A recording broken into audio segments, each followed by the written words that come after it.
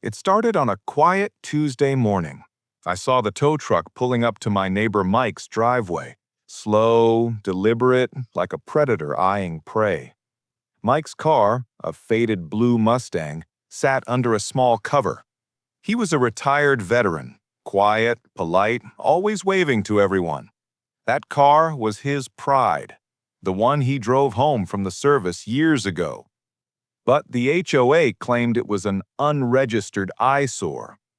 Karen, of course, stood beside the tow driver, arms crossed, lips pursed, like she was performing some civic duty. I walked over. "Hey, what's going on?" She said, "Violation 4B, unapproved vehicle storage. He didn't respond to the notice." I said, "He's in the hospital, Karen. Heart surgery. You know that." She shrugged. "Rules are rules." That's when something inside me snapped. I pulled out my phone and started recording. "So you're towing a veteran's car while he's in the hospital because the cover isn't HOA approved?" Karen's face changed instantly. "Stop filming!" I didn't. Neighbors started coming out, one by one. Mrs. Patel from across the street shouted, "That's disgusting!" Within minutes, half the block was watching. I called Mike's daughter, told her what was happening. She arrived 10 minutes later, furious, waving papers, proof the car was registered and insured. The tow truck driver froze, unsure what to do.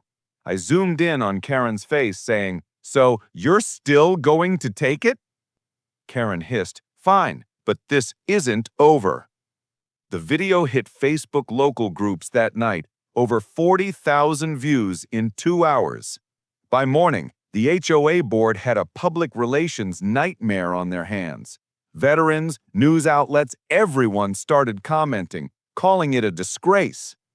The board met the next evening. Karen tried to defend herself, saying it was miscommunication. The president looked at her and said, "You've embarrassed this entire community."